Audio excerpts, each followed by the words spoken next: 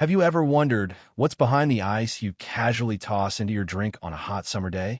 It seems like such a simple product, but there's an entire business ecosystem built around it. Today, we're diving into the economics of owning an ice factory, how much it costs to start, how profitable it really is, and whether it's still worth getting into in today's market. By the end of this video, you'll have a clear picture of what running this business actually looks like. Let's get started. Let's first understand how an ice factory actually operates. At its core, an ice factory takes water and freezes it into blocks or cubes, which are then sold to a variety of buyers. This includes fish markets and the seafood industry, who use ice to keep their catch fresh. It includes beverage shops, restaurants, and hotels who need ice for drinks and food service. It also includes event organizers, especially during wedding season, and even chemical or pharmaceutical companies that need ice for temperature-sensitive processes. Because of this wide customer base, the demand for ice exists year-round, though it naturally peaks during the summer months. Now let's talk about the number everyone wants to know. How much money does it actually take to start one of these factories? There are three major cost categories to consider. First is machinery and equipment.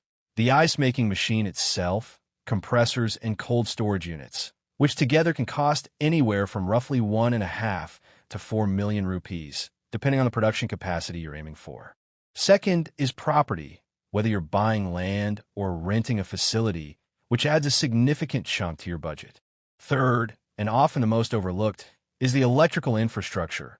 Getting an industrial power connection installed is expensive, but absolutely essential, since ice production is extremely power-intensive. When you add all of this together, a decent mid-sized ice factory typically requires an initial investment somewhere between 2 and 5 million rupees. Beyond the initial investment, the ongoing monthly costs are what really determine whether this business stays profitable. By far, the biggest recurring expense is electricity. The freezing process consumes so much power that it can account for 50 to 60% of your total operating costs. On top of that, you have labor costs for your workers, regular maintenance, since the machinery wears down over time, water bills, and if you're handling your own deliveries, transportation, and fuel expenses as well. Altogether, a medium-sized ice factory might see monthly operating costs somewhere between 150,000 and 300,000 rupees. Section 4. Profit margins. What can you actually earn? Here's where things get interesting. Since the raw material for ice is simply water, the production cost per unit is remarkably low. This means the profit margin can be quite attractive, typically ranging from 30 to 50% when demand is steady. But there's an important catch here. During summer, both demand and profitability soar. During winter, however, demand can drop sharply, and many factories find themselves operating near break-even during the colder months.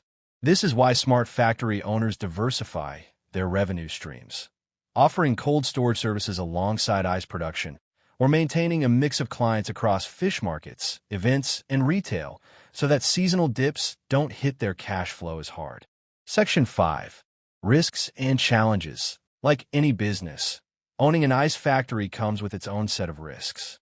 Fluctuating electricity rates can eat directly into your margins, since power is such a large part of your cost structure. Seasonal demand swings can create serious cash flow challenges during the off-season. Competition can also be intense if your area already has several established ice factories. And finally, equipment breakdowns are a real threat. If your machinery fails, production stops immediately, and customers may quickly turn to competitors rather than wait for you to get back up and running. Anyone considering this business needs to plan carefully around these risks from day one. When we look at the bigger picture, an ice factory is fundamentally a low raw material cost, high-margin business, but its long-term success really comes down to three things: choosing the right location, managing electricity costs efficiently, and building a diverse, consistent client base. If those pieces are handled well, this can absolutely become a stable and profitable long-term venture. If you found this breakdown useful, don't forget to like and share this video. And I'll see you in the next one, where we'll explore another interesting business idea. Until then, take care